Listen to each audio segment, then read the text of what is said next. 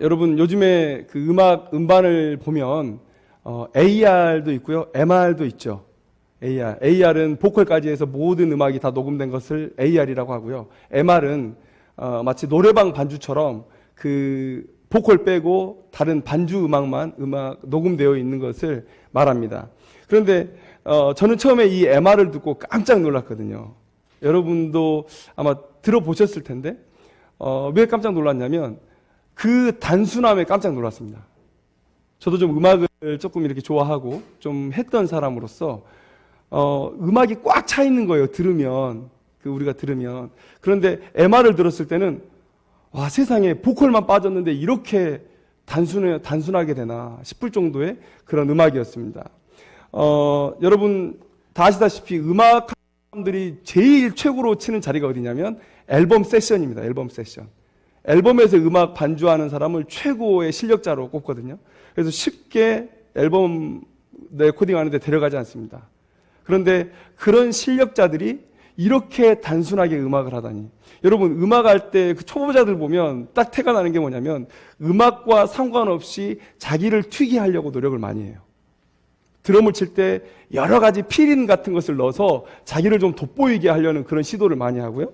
그 다음에 또 뭐 기타 같은 거 할 때 애드립 같은 거 많이 넣어서 본인을 좀 돋보이게 하고 박자를 좀 많이 쪼개서 자신들을 드러냅니다. 그런데 이 MR을 연주했던 분들, 이 음악 세션 하시는 분들은 우리가 다 알아요. 실력이 너무 뛰어나다는 것을. 우리는 음반을 사면 먼저 그 레코딩 작업자들을 먼저 보거든요. 기타는 누가 치고 드럼은 누가 치고 그렇게 자주 중복이 돼요. 그런 실력자들이 연주했음에도 불구하고 그들의 연주가 매우 단순하다는 거예요. 그래서 이런 생각을 해봅니다. 어떤 사람이 한 경지에 올랐다는 것을 극명하게 보여주는 증거는 바로 자신이 전체에 속한 하나임을 알고 있는 것, 인식하고 있는 것이 아닌가. 주인공인 보컬을 위해서 자신이 배경임을 철저히 이해하고 보컬을 위한 연주를 하는 거예요. 내가 그 전체적인 사운드를 해치지 않겠다. 내가 보컬의 돋보임을 위해서 내가 조금 더 낮아지고 좀 더 숨어주겠다라고 하는 것이 바로 진정한 경지가 아닌가라는 생각을 해봅니다. 제가 유튜브를 이렇게 검색을 하다가 유명한 찬양 인도자가 있습니다. 돈 모엔이라고 유명한 찬양 인도자인데 그분이 찬양팀에게 이 강의를 했던 영상이 있어요. 돈 오버플레이라고 과하게 연주하지 마세요라는 제목의 영상이 있는데 그 영상에 나오는 연주자들도 다 실력이 있겠죠. 그런데 그 사람이 우선 자신을 죽이고 노래를 살리기 위한 연주를 한번 쭉 보여준 다음에 각 파트별로 돌아가면서 자신이 하고 싶은 연주를 마음껏 해보세요. 과하게 연주를 해보세요 했습니다. 기타가 했다가 건반이 했다가 드럼이 했다가 베이스 기타가 했다가 다 도는데요. 여러분 그렇게 한 개인이 튀려고 할 때 그럴 때 음악이 얼마나 지저분해질 수 있는가를 그 사람들이 보여줍니다. 여러분 주인공인 보컬을 위해서 자신이 배경이라는 것을 인식하고 그렇게 하나하나가 모여서 전체를 이룰 때 그 전체가 모여서 아름다운 하모니를 이룰 수가 있는 것이죠. 여러분 교회도 마찬가지라고 생각이 됩니다. 우리가 내 개인의 영광이 아니라 하나님의 영광, 예수 그리스도의 영광을 위한 한 지체라는 것을 인식할 때 그때 비로소 예수 그리스도께서 영광을 받으실 것이고 더 나아가서는 교회가 한 몸으로서 아름다운 균형을 이뤄나갈 수가 있다는 것이죠. 여러분 이런 모습이 얼마나 아름답습니까? 어느 교회나 다 소망하는 그런 모습들이 아닌가 생각이 돼요. 여러분 초대교회가 그렇지 않았겠습니까? 여러분 초대교회 성도들 보면 세상에 나가서는 빈부의 차이가 있었어요. 지위 고하의 차이가 있었습니다. 그런데 교회 안에 들어와서는 모두가 형제 자매였고 한 몸의 지체였습니다. 그들은 예수 그리스도 때문에 하나였고 또 예수 그리스도를 위한 하나였어요. 뭡니까? 구원받은 신자로서 하나였고 그리고 복음을 전해야 할 사명자로서 하나였다는 거예요. 그러면 예수 그리스도 때문에 하나가 된 자라면 그러면 예수 그리스도를 위한 하나가 되어야 마땅하겠죠. 우리들에게도 그런 모습이 나타나야 되지 않겠습니까? 그런데 우리에게 그런 모습들이 잘 보이지 않는다. 잘 보이지 않는다. 그런 부분들이 안타까운 부분이에요. 지금 우리가 초대교회의 그 모습을 간직한 공동체라면 얼마나 아름다울까. 지금은 저희 교회가 규모가 작고 서로가 서로를 다 알고 서로 친밀할 수 있으니까 지금은 크게 문제가 없을 수 있어요. 그런데 교회가 부흥하고 성장하고 큰 교회가 되면 그 안에서 문제점들이 발견하게 된다는 것이죠. 고린도전서 8장 11절 말씀을 보면 바울은 우리 옆에 있는 지체들 한 사람 한 사람을 뭐라고 얘기합니까? 그리스도께서 위하여 죽으신 형제다라고 얘기했어요. 여러분, 그리스도께서 그를 위해서 죽으셨어요. 그러면 예수님을 나의 구원자라고 고백하고 예수님의 제자라고 고백하는 우리들이 예수님께서 위하여 죽으신 그 지체를 핍박하고 또 어렵게 하고 믿음에서 실족하게 하고 그런 행동을 하면 되겠습니까? 안 되죠. 저는 교회가 이런 공동체였으면 좋겠어요. 우리가 영적인 싸움을 매우 치열하게 삶의 현장에서 하고 있잖아요. 그렇지 않습니까? 그러니까 영혼의 안식을 누릴 수 있는 하나님께서 주시는 위로와 용기와 힘과 능력을 얻고 돌아갈 수 있는 이 교회만큼은 이런 공동체가 돼야 됩니다. 만나기를 너무 사모하는 공동체. 그래서 만나면 헤어질 게 걱정이 되는 공동체. 여러분, 너무 소중한 사람을 만나면요, 만나는 그 순간부터 헤어질 걸 두려워하게 되는 거예요. 여러분, 그런 경험 해보셨죠? 연애할 때 해보셨죠? 제가 군대에 있을 때 부모님이 면회를 오셨는데요. 10시에 부모님이 왔어요. 10시에 부모님이 오셨으면 그 만난 그 순간부터 오후 5시가 두려워지는 거예요. 안 왔으면 좋겠다, 오후 5시가. 그런 간절함이 마음 가운데 있는 거예요.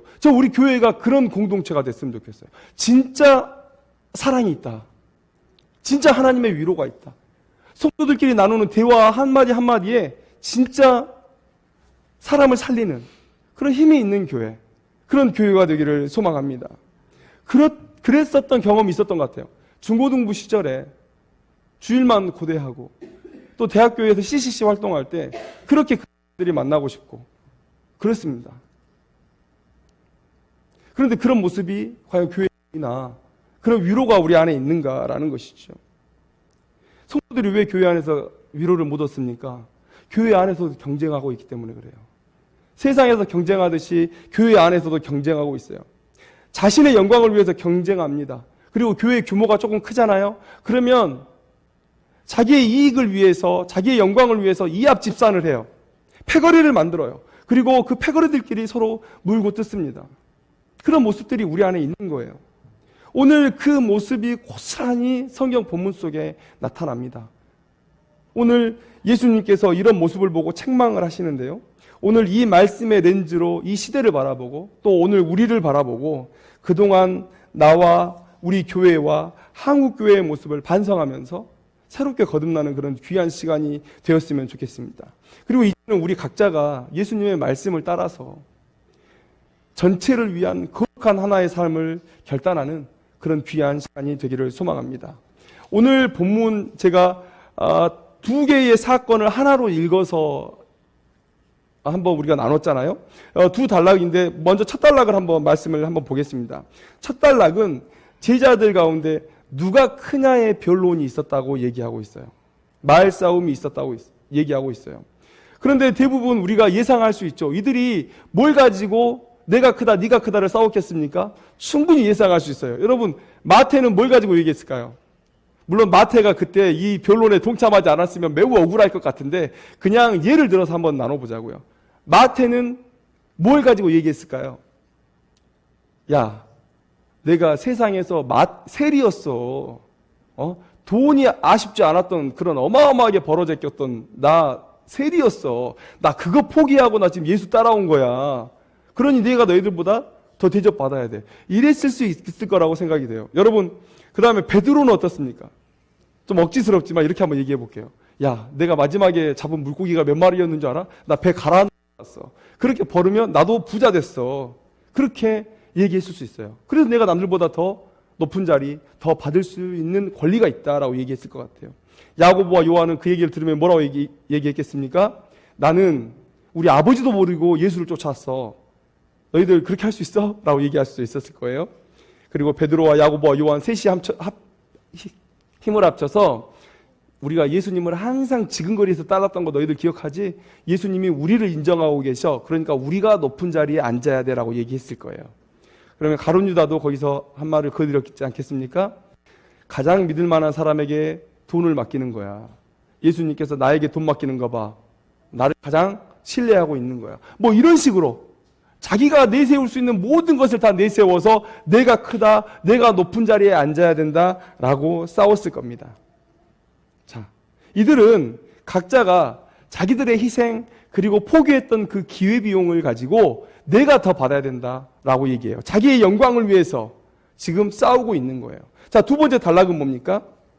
두 번째 단락은 이 사도 요한이 주의 이름으로 귀신을 쫓아내고 있는 사람을 향해서 한 말이에요. 뭐라고 얘기합니까? 49절 말씀을 보면 주여 어떤 사람이 주의 이름으로 귀신을 내쫓는 것을 보고 우리와 함께 따르지 아니함으로 금하였나이다. 자, 우리와 함께 또 우리가 보고 이게 뭔 얘기입니까? 사도 요한만의 생각은 아닌 거예요.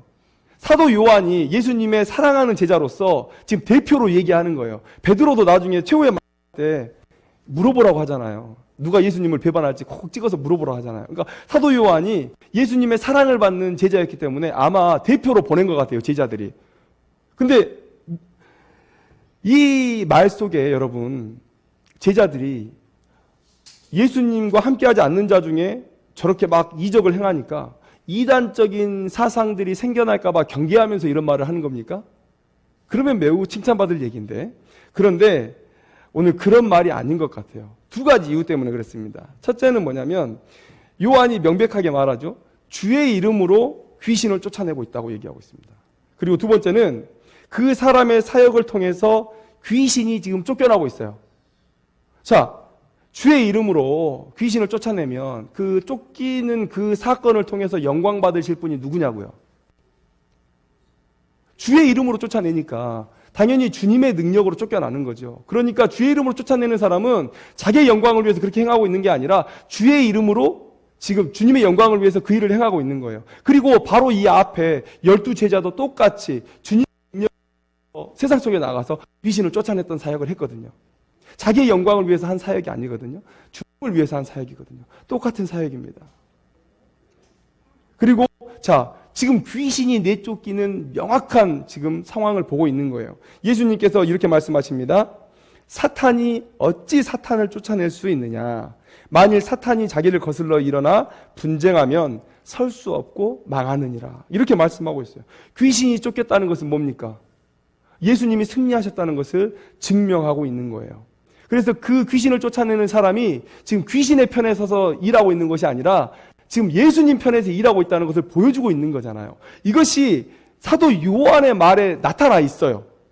그러니까 제자 조금만 더 알면, 조금만 더 성숙했더라면 이런 말을 하지 않았을 거예요.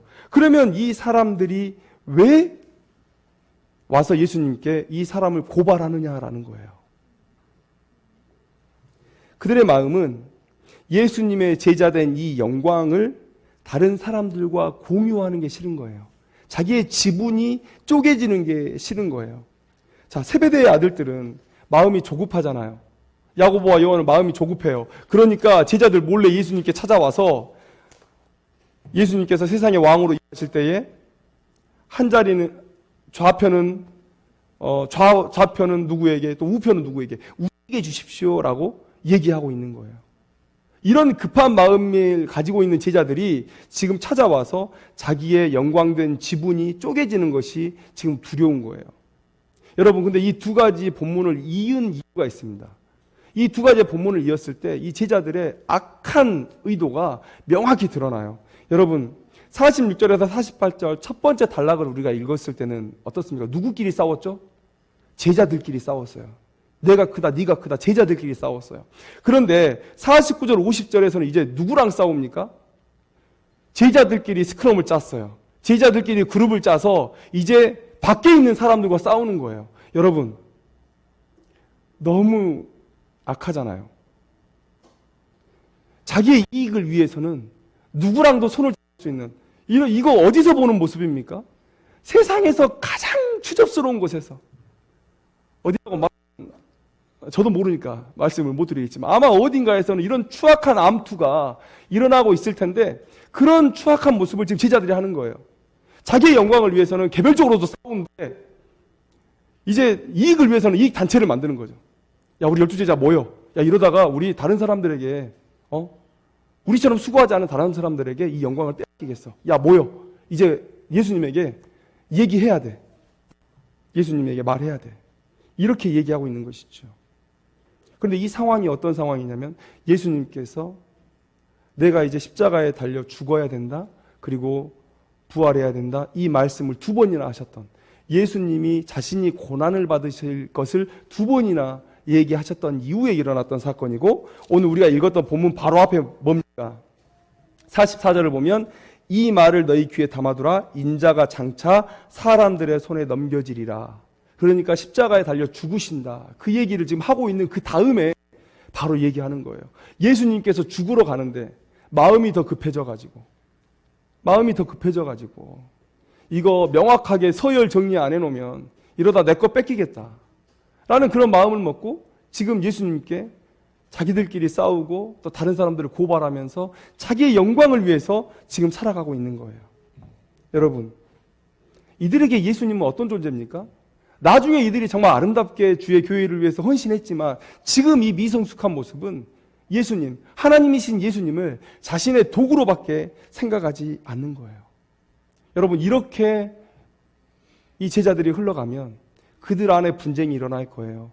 그리고 다른 사람들과 따로 떨어져서 개토를 만들어내면 그러면 복음 전파도 힘들어질 것입니다.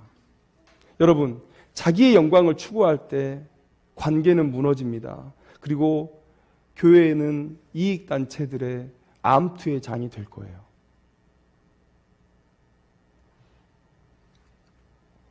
교회다움이 사라지게 되는 거예요. 위로와 사랑이 없어지는 거예요. 아까 서두에 말씀드렸잖아요. 왜 우리가 교회에서 위로받지 못합니까? 심지어 믿음을 가지고도 경쟁을 해요. 믿음을 가지고도 싸워요. 예수님이 명확하게 말씀하시잖아요. 작은 그가 큰 자라고. 근데 교회 안에서 믿음 가지고 경쟁을 합니다. 내가 믿음이 크다. 네가 믿음이 작다. 이것 가지고 경쟁을 해요. 이러니 교회 안에서 무슨 위로가 있습니까? 나의 영광을 위해서 예수님을 이용하고 신앙을 이용하는, 교회를 이용하는 이런 현실 속에서, 이런 교회 속에서 무슨 위로가 있겠어요? 세상과 똑같죠. 이런 위로가 없으니 사람들이 교회를 떠나가는 것 아니겠습니까? 내 영광을 추구하는 모습들, 그래서 하나님 앞에 책망받고 멸망당하는 모습들이 우리 교회 이 성경 말씀 속에 너무 많이 기록되어 있어요. 여러분, 하나님의 징계 앞에 있었던 이스라엘 어떻습니까? 이스라엘. 그들이 처음에는 하나님의 영광을 위해 살겠다고 그렇게 헌신했어요. 하나님과의 약속을 지키겠습니다 라고 다짐했어요. 그런데 그들이 진짜 계속해서 하나님의 영광을 위해서 살았습니까? 아니에요.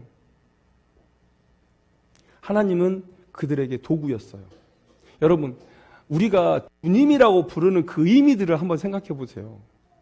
나의 주인이라고 부르는 그 의미들을 생각해 보세요. 내가 주인이 마음에 안 들어요. 그래서 마음대로 바꿀 수 있습니까? 내 주인인데요. 나는 그 주인에게 속한 자인데요. 그런데 이들이 입으로는 주님이라고 불러요. 주님이라고 부르지만 그러나 그들의 삶은 그렇지가 않아요. 그들은 입으로는 주님이라고 부르면서 두리번 거리다가 하나님이 어느 순간 나에게 불만족스러우면 언제든지 갈아치워버려요. 도구 아닙니까? 도구. 그들에게 하나님은 곡괭이요, 삽이요, 홈이에요. 언제든지 자기가 원하는 결과물이 나오지 않으면 교체할 수 있는, 그게 우상숭배 아닙니까? 그게 하나님의 영광을 위한 백성들의 모습입니까? 아니죠. 자기의 영광을 위해서 하나님을 사용했어요. 각 개인이 그랬고 공동체가 그랬고 결국은 멸망했습니다. 여러분, 사도행전의 시몬의 이야기 보세요. 시몬이 뭐라 그래요? 사도행전 8장에서 이 성령을 내게도 주어 누구든지 내가 안수하는 사람은 성령을 받게 하여 주소서. 이거 들으면 이런 그림이 생각이 나요. 권총을 들고 있는 사람이에요. 근데 그 권총은 누가 들고 있습니까? 시몬이 들고 있는 거예요. 성령 하나님은 총알이에요. 시몬이 당기면 나게 해달라는 거예요. 누가 주인입니까? 이런 얘기를 해요. 시몬이 주인이잖아요. 베드로가 뭐라고 얘기합니까? 너는 악독이 가득하며 불의에 매인 바 되었도다. 내가 하나님의 선물을 돈 주고 살 줄로 생각하였으니 내 은과 내가 함께 망할지어다. 여러분, 이런 모습은 교회에 너무나 해악을 끼치기 때문에 사전에 사도 베드로가 너무 강한 어조로 지금 막아서고 있는 것을 우리가 볼 수 있습니다. 자신의 영광을 취하면 언제든지 교회는 교회다움을 잃어버리는 거예요. 그런데 성경에 또 나를 낮추고 예수 그리스도의 영광을 드러낸 믿음의 사람들이 많이 나오죠. 여러분, 먼저는 자기의 종이 병들어서 죽어갈 때 백부장, 그 이야기를 한번 얘기하고 싶어요. 백부장이 자기 종이 병들어 죽어가고 있는데 자신이 직접 예수님 앞에 나오지 않아요. 누구를 보내냐면 유대인의 장로 사람을 먼저 보내요. 자, 로마의 백부장이에요. 이 사람이 이렇게 생각했을까요? 나 같은 높은 지위에 있는 로마의 백부장이 어찌 한낱 유대인에게 가서 내가 사정을 할 수가 있냐. 그래서 장로들 당신이 한번 가보십시오. 이렇게 보낸 거 아니죠. 이렇게 보낸 거 아닙니다. 왜냐하면 그 뒤에 이야기가 또 나와요. 예수님께서 그 유대인 장로의 얘기를 듣고 발길을 이제 백부장의 집으로 돌리고 있습니다. 그때 다시 사람을 보내요. 근데 그때 누구를 보냅니까? 그의 벗들을 보내요. 이 백부장이 얼마나 예수님 앞에 서는 것을 두려워했냐면 자기 꿈을 보내질 않아요. 자기 밑에 있는 병사를 보내지 않아요. 자기가 최고의 예우를 보일 수 있는 그런 사절을 보내는 거예요. 그게 유대인에게는 유대인의 장로가 될 것이에요.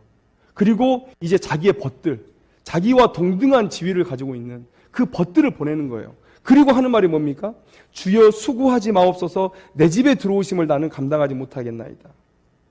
나도 남의 수하에 든 사람이요 내 아래에도 병사가 있으니 저더러 가라 하면 가고 저더러 오라 하면 오고 내 종더러 이것을 하라 하면 하나이다.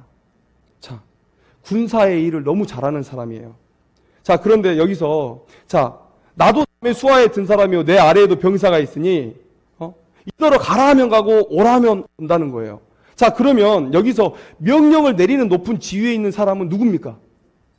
예수님이시겠죠? 그런데 그러면 그 말을 듣는 사람은 누구예요? 지금 이 상황에서. 생각해보니까 매우 어려운 거예요, 이 질문이. 누가 지금 예수님 말을 듣고 있나? 저는 이렇게 결론을 내렸어요. 명령하는 높은 지위에 있는 사람은 예수님이시고 그 말씀을 듣는 그 병사는 누구냐? 실제적으로 순종하는 그 병사는 누구냐면 이 세상에 있는 모든 법칙이라고 생각해요. 모든 자연의 질서. 하나님이 말씀하시면 모든 게 다 되는 거예요. 병을 나으라고 하면 낫는 것이고요. 귀신이 나가라 그러면 나는 거예요. 물 위를 내가 걷겠다 하면 걷는 거예요. 예수님이 말씀하시면 세상의 모든 자연의 질서가 다시 그 역할을 찾아요. 이 백부장의 이 믿음이 놀라운 것은 무엇입니까? 이 백부장의 이 말 속에서 예수님을 세상의 모든 법칙과 질서가 다 예수님의 종으로 받드는 그런 하나님으로 인정하고 있다는 거예요. 이게 놀라운 믿음인 것입니다. 이런 믿음의 사람. 이런 예들이 너무 많아요. 하나님의 영광을 위해서 회당장 야이로도 그랬고요. 수로보이닉의 여인도 그랬습니다. 여러분 또 바울도 보세요. 우리가 살아도 주를 위하여 살고 주를 위하여 죽나니 그러므로 사나 죽으나 우리가 주의 것이로다. 이런 삶이 여러분 진정한 신자의 삶 아닙니까? 신자라면 내 영광은 아닌 거예요. 내 영광을 추구하는 거 아니에요. 오직 하나님의 이름, 그 이름을 위해서 우리가 살아가는 자들입니다. 그런 자들이 모여서 공동체를 만들어야 돼요. 이 백부장의 믿음을 우리가 봐야 되는 거예요. 그래서 성령께서 오신 이유가 무엇입니까? 성령께서 오신 이유가 바로 이것 아니겠습니까? 예수 그리스도를 영광되게 하기 위해서 오신 거 아닙니까? 진정한 신자, 예수님을 닮는 신자는 바로 이런 사람이죠. 예수님의 모습을 한번 보시죠. 하나님이 이름으로 하나님이 그를 지극히 높여 모든 이름 위에 뛰어난 이름을 주사 하늘에 있는 자들과 땅에 있는 자들과 땅 아래에 있는 자들로 모든 무릎을 예수의 이름에 꿇게 하시고 모든 입으로 예수 그리스도를 주라 시인하여 하나님 아버지께 영광을 돌리게 하셨느니라. 여러분, 하나님께서 영광을 받으시는 일이 뭡니까? 오늘 이 말씀 속에서 하나님의 그 사명을 위해서 땅 끝까지 낮아진 예수 그리스도를 주라 시인하는 그 행위를 통해서 하나님께서 영광을 받으신다고.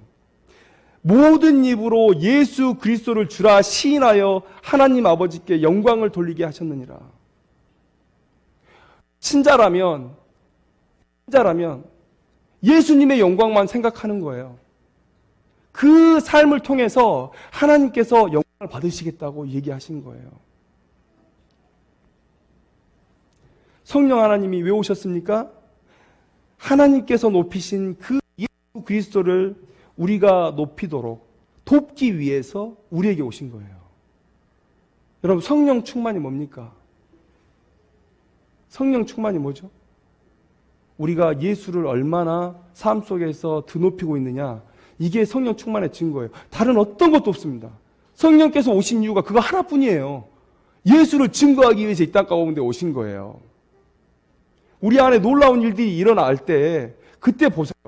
그 일들을 통해서 예수 그리스도가 드러나고 그 결과 하나님께서 영광을 받으시면 그것은 성령께서 하신 일이 100% 맞습니다.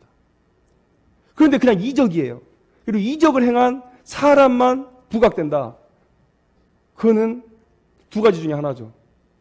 성령의 역사가 아니든지 성령의 역사를 이용해 먹는 사람이든지.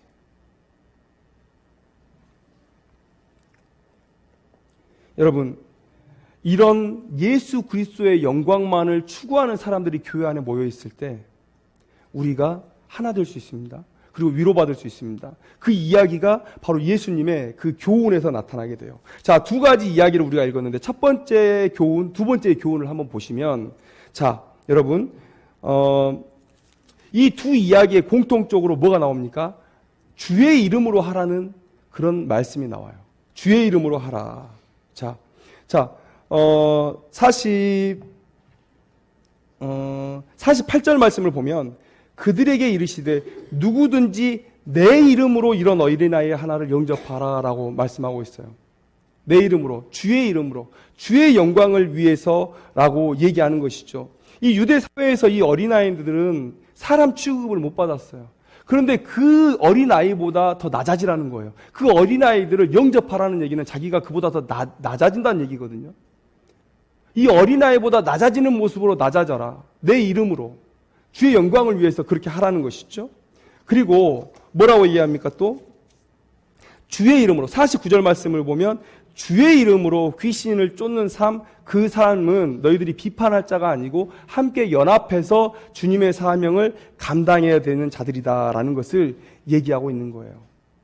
그래서 예수님께서 오늘 자신의 영광을 위해서 암투를 벌이고 있는 그런 주의 제자들을 향해서 뭐라고 얘기하십니까? 모든 것을 주의 영광을 위해서 하라고. 그것이 예수님께서 이 제자들에게 내려주신 처방이에요. 오직 주의 영광만 생각해라. 여러분, 그래서 오순절에 성령이 임한 이후에 제자들의 삶이 바뀌죠. 그리고 여러분 생각해 보십시오. 제자들이 이적을 행한 이후에 우쭐했던 적이 있습니까? 이게 진짜 신자죠. 이게 진짜 사역자죠. 놀라운 이적을, 죽은 자를 살리고 그리고 앉은 뱅이를 이렇게 세우고 그런 놀라운 이적들을 사람들에게 보여줄 때 이 제자들이 누구 하나 자기를 드러내고 우쭐댄 사람이 있습니까? 아니, 없어요. 왜요? 지금의 모습은 이렇지만 성령의 충만함을 받아서 오직 예수의 영광만을 생각하는 삶으로 완전히 뒤집어졌기 때문에 그때부터는 그들이 제일 두려워하는 게 뭡니까? 예수의 영광을 침범하는 거예요. 그게 성령 충만의 비결입니다. 그게 성령 충만한 모습이에요. 이게 초대교회가 능력이 있었던 교회였던 이유죠. 즉 그 모습이 우리 가운데 회복돼야 돼요. 우리가 열심히 성령 충만을 위해서 기도하죠. 바로 이러한 모습을 목적 두고 우리가 기도해야 됩니다. 내 삶에서, 우리 교회 안에서, 또 한국교회 안에서 오직 예수의 영광만이 드높여지기를 소망하는 그런 기도를 하나님 앞에 올려드릴 때 우리의 믿음이 살고 교회가 하나로 연합될 것이고 한국교회가 이 사회에 새로운 대안을 제시할 수 있는 그런 믿음의 공동체가 될 수 있다는 것이죠.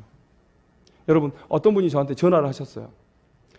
성도님을 이렇게 교회를 소개시켜주고 싶은데 목사님과 통화를 하고 싶었다는 거예요. 근데 이분이 그걸 자꾸 이렇게 얘기를 하시면서 계속 하나를 강조하시는 거예요. 하나를 강조하셔요. 그게 뭐냐면 교회가 따뜻해야 된다는 거예요. 교회가 따뜻해야 된다. 따뜻해야 된다. 아마 교회를 소개해 줘야 할 그분이 교회에서 좀 상처를 받으셨나 봐요. 그래서 계속해서 한 10분 정도 통화를 했는데 계속해서 교회는 따뜻해야 된다. 따뜻해야 된다. 이렇게 계속 얘기를 하시더라고요. 여러분, 교회 안에 물론 다른 많은 목회의 방향들이 있어요. 중요한 가치들이 있습니다. 그런데 여러분, 그래도 이분의 말에 우리 다 고개를 끄덕이죠. 다 고개를 끄덕입니다. 우리가 개혁교회를 다니는 입장에서 말씀이 최고죠. 무슨 따뜻함이 최고입니까? 이렇게 얘기할 수 있어요. 무슨 성도 안에 교제가 최고입니까? 아니요. 그거 중요합니다. 지금 많은 사람들이 이것 때문에 상처를 받고 있어요. 여러분, 하나님은 그 시대의 연약한 자들을 도우라고 계속해서 말씀하셔요. 심지어는 이스라엘의 멸망에 갈 때 그때도 회개의 증거로 그 시대의 그 사회의 연약한 자들을 돕고 있느냐? 그것을 확인하시겠다고 하나님께서 말씀하실 정도로 연약한 자를 도우라고 얘기하고 계세요. 그런데 진짜 우리가 이런 사랑과 위로를 가지고 그들을 포용하고 있냐는 거예요. 여러분, 냉면을 잘하는 집이 있어요. 소문이 많이 났어요. 그런데 아버지에게서 아들로 이 가게가 넘어가면서 냉면 맛이 변하기 시작했어요. 그런데 아버지가 쌓아뒀던 단골들이 많아요. 그래서 한 1년, 2년은 그 단골들로 먹고 살았는데 한두 번 왔다 갔다 하시는 분들이 예전 맛을 못 느끼겠다라고 생각하시면서 단골들이 빠져나가요. 지금 한국교회가 그런 것 같아요. 우리의 믿음의 선배들이 어떻게 살았습니까? 우리 믿음의 선배들이 어떻게 살았어요? 정말 많이 희생했죠. 사랑과 희생과 헌신과 수고, 우리 이전 믿음의 선배들이 했던 거예요. 자기는 먹고 못 살아도 교회는 살려야 된다고 생각했고요. 그리고 우리 일제시대 때 이 목회자들이 갇혀가지고 순사들한테 자꾸만 감시받으니까 먹을 게 없잖아요, 목회자들이. 뭐 밖에 나가 농사 짓는 사람도 아니니까.